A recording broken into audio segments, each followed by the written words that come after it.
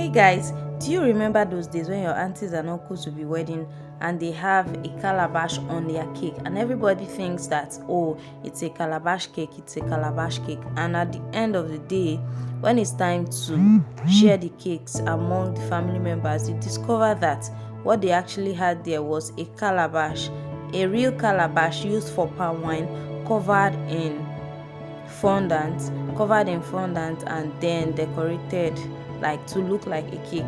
I remember those days. I had an aunt that bakes, and when she bakes cakes for our family members and it's time for their wedding, after cutting and we have to carry the remnant to the house, we think we are going to eat a big cake, and we get back home and we see that it's actually a calabash for palm wine, not a calabash cake. So in this video I'm going to teach you how to make your own calabash cake, not using calabash to cover with fondant and put on people's cake. I'm going to teach you how to make calabash cake.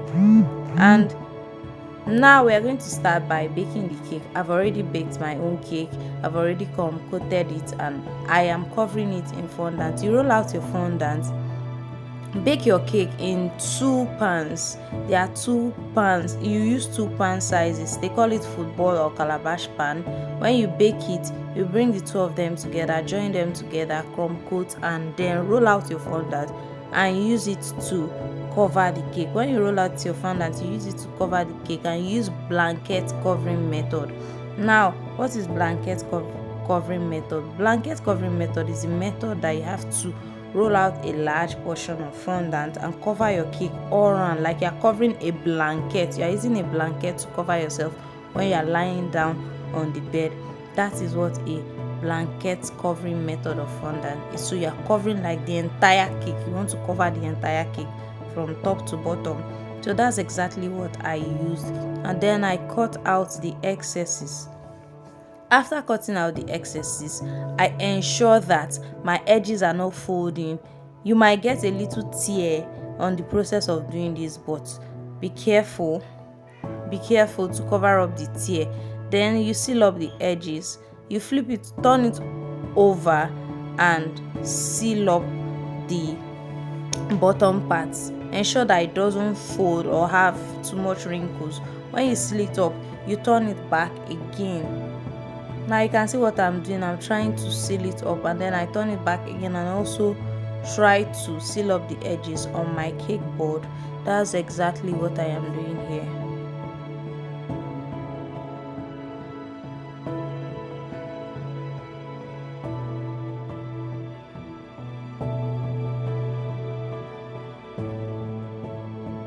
So at this point, I'm satisfied that I've sealed up my edges. I proceed now to form the calabash neck.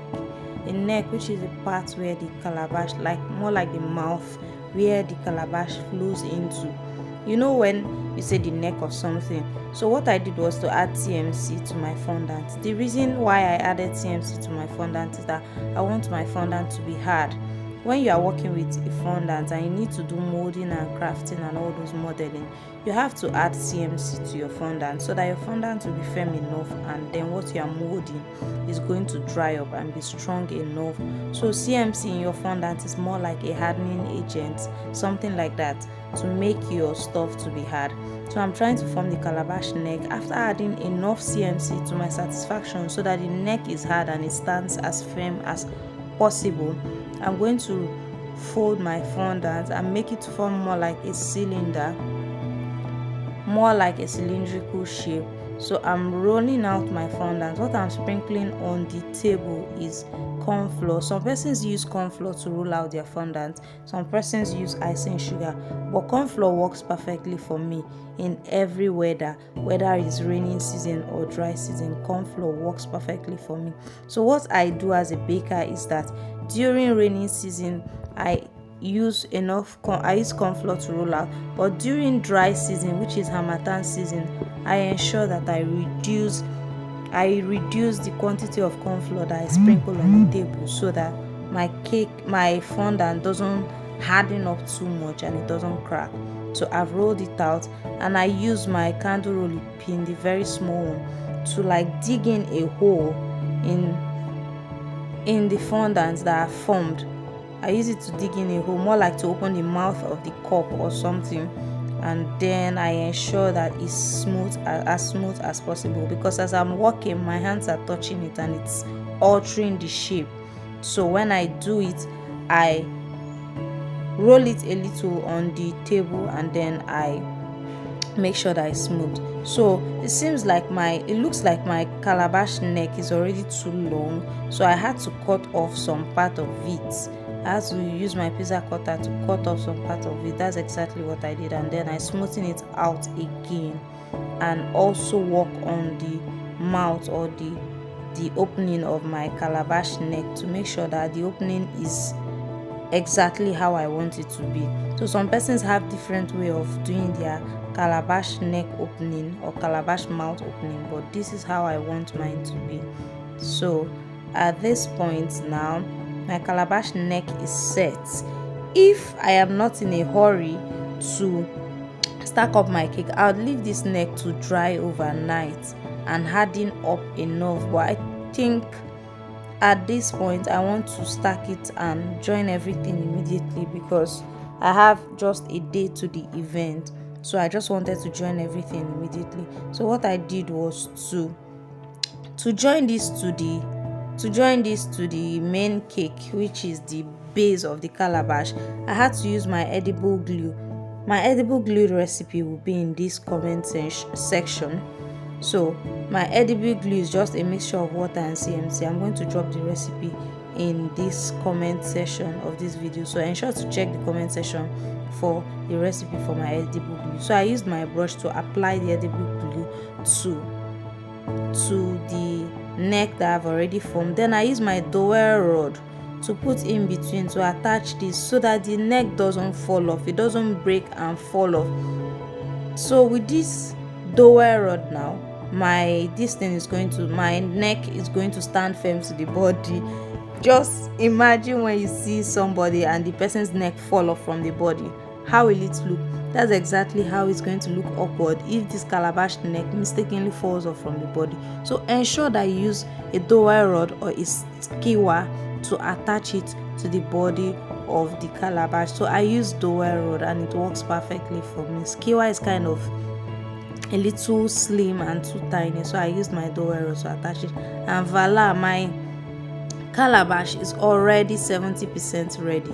So what is left now is to do the finishing touches. If I want bubbles on my calabash, I'm going to use my molds to get the bubbles. I think I'm going to do another video of how to do a bubble calabash, a calabash that has bubbles on the body, but for this video it's not bubbles, it has a special kind of design that I just formed in my head using my modeling tool. So I hope you're enjoying this video already. We've gone too far in this video and I know that so far you've got massive value. So please, if you are new here and you haven't subscribed to my YouTube channel, my guy, you ain't doing the right thing, baby. So please help me subscribe to my YouTube channel and turn on the notification button so that whenever I upload any educating video, any video on this channel, you are going to get notified.